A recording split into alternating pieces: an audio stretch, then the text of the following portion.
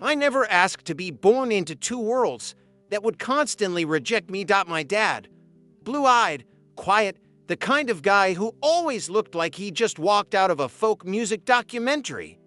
My mom, bold, brilliant, unapologetically black. Together, they looked like a Netflix trailer for some inclusive family drama. And maybe that's all they ever were, an aesthetic.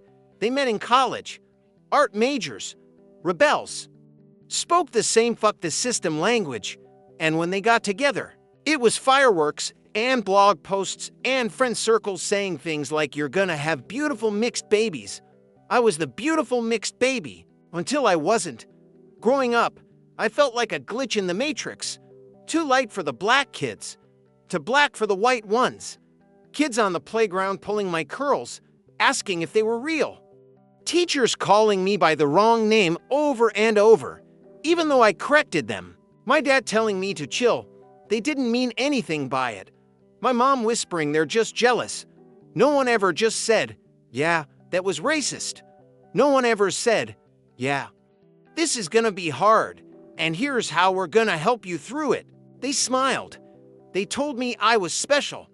But special didn't help when I was 12, locked in a bathroom stall during lunch crying because someone called me a mutt. At 14. I started straightening my hair. My mom lost it. You should love yourself.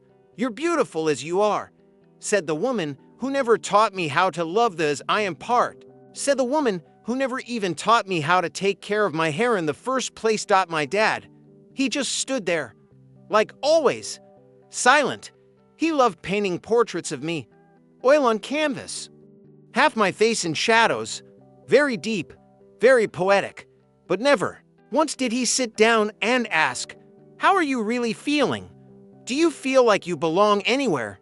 They were so obsessed with being a couple that defied the odds that they forgot they were parents.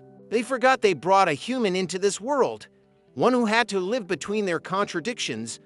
By the time I was 16, I had mastered silence, smiling when it hurt, laughing at jokes I hated. Being the chameleon their love story needed. Family holidays were war zones I wasn't allowed to talk about. My mom's side would joke about how I talked white. My dad's side would comment on my skin getting a little darker this summer. I'd sit there, fork in hand, wondering how I ended up the punchline at my own dinner table. But what shattered everything was my 17th birthday. They threw this artsy, weird, backyard celebration of culture party. Fairy lights, Afrobeat and folk music awkwardly mixed on a Spotify playlist. Tie-dye shirts with unity written in marker. I wanted to scream. They were celebrating an identity they didn't even understand, and they expected me to perform, smile, dance, say thank you. That night, when everyone left, I looked my parents in the eye and asked, did you two ever talk about what it means to raise a mixed child before you had me? Silence. Then my mom, why would you say something like that? Then my dad, with that same soft, harmless tone, we just loved each other, and we loved you. Love, that damn word again. Love without listening. Love without learning. Love without accountability. That's not love. That's negligence wrapped in a hug. After that night, I shut down completely. I barely spoke to them. I journaled every day. Sometimes I'd write the same sentence over and over just to stay sane. I don't belong to either of them. At school, I stopped trying to fit in. I wasn't black enough or white enough, so screw it. I started dressing how I wanted. Cut my hair off. Started reading bell hooks and James Baldwin in the back of class. People looked at me differently, but for once, I didn't care, because at least now I was looking at myself differently. College was my escape. Far from home. New state, new dorm, new name, almost. I didn't tell people much about my family, and if I did, I said they were complicated, which is the polite way of saying they built a fantasy and made me live inside it. My mom would text me random inspirational quotes. My dad would email paintings of sunsets. I stopped replying. Every now and then I'd get a message. We just want to know you're okay. We miss our baby. But I wasn't their baby anymore. Hell, maybe I never was. I was just the symbol of their look how progressive we are photo album. Now I'm 22. I live alone. Work, study, create, heal. I've built a small circle of people who get it, who get me. People who know what it's like to live in between. People who understand that not all pain comes from hate. Sometimes it comes from good intentions with no effort behind them. I haven't seen my parents in 3 years. Sometimes I wonder if I ever will. But here's what I do know. I don't owe them forgiveness. I don't owe them closure. Because sometimes healing means walking away from the people who loved you most. And for anyone out there struggling to say what I just said, I'll say it for you. You're not ungrateful. You're just finally telling the truth. Truth. It shatters you before it heals you. After I finally let go of my parents, that's when life really began. A life without constant adapting. Without forced smiles. Without the quiet voice inside me whispering, be who they want you to be. I was no longer the shadow of their story. I started writing my own. I moved to a quiet town up north. Nobody knew me there. I could be anyone. Not the mixed kid. Not a symbol. Not someone's experiment. Just me, and in that silence, where there were no more eyes watching, no more unspoken expectations, I finally started asking myself, who am I, really? I learned to love my curls again. I started listening to the music that made my chest vibrate, not what was acceptable for someone like me. I read, I reflected, I created, and you know what scared me the most? Being happy, without them. Because all my life, I've been taught that love means sacrifice. Love means suffering. Love means bending yourself to fit the shape they need.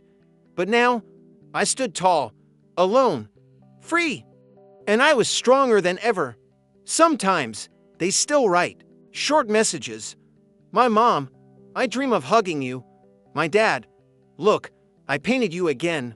I read them, and I say nothing, because I'm not fighting for their attention anymore. I'm not trying to change them. I'm not trying to hurt them. I've just let go. Sometimes love doesn't mean forgiveness. Sometimes love means distance, the space you leave between you and them so you can finally breathe. I don't hate them like I used to. I've just finally learned to love myself more. You think once you break free, you'll feel light, untouchable, unchained. I didn't plan it. It was to 19 a.m. on a random Tuesday. I had just reread one of the letters I never sent, and something inside me whispered, just send it. Just once. Say it for yourself. So I did. Not a call, not a video, just an email. No subject line, no emojis, just truth. Mom, Dad, I'm not writing this to hurt you. I'm not writing this to fix us. I just need you to know what's lived in my chest all these years. You both tried. I get that now. But your love, it came with conditions. And I had to pay the price for both your rebellion and your fantasies. You called me your bridge, your miracle, your beautiful mix. But I wasn't a child to you. I was a story you told your white friends and your activist circles. When the world judged me, when teachers said things they didn't say to other girls, when boys hypersexualized me in middle school, you said nothing. You told me to be proud. But pride doesn't protect. I needed safety, not slogans. I straightened my hair so you'd notice me. I wore what you called to white or to black just to figure out who I was. And every time I asked, who am I allowed to be? You gave me silence. Or worse, poetry. I'm tired. Tired of pretending it didn't shape me. Tired of carrying this rage alone. I'm not asking for anything in return. You don't need to write back. I just wanted you to hear me, really hear me. For once, I'm still healing. I'm not whole. But I'm real, and I'm finally learning to be mine. Not yours. Not anyone's projection. Just me.